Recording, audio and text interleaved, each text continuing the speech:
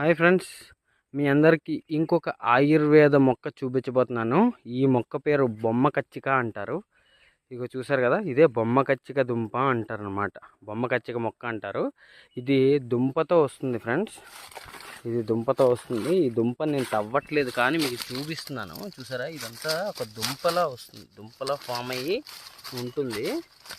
So ఈ దుంప దేనికి వాడతారు అంటే, ఈ దుంపని వాత నొప్పులకి బాగా పనిచేస్తుంది ఫ్రెండ్స్.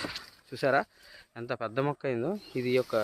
ఈ దుంపని వాత మొక్కలకైతే వాతం నొప్పులకి, వాటికి కీళ్ళ నొప్పులకి గట్రా పనిచేస్తుంది.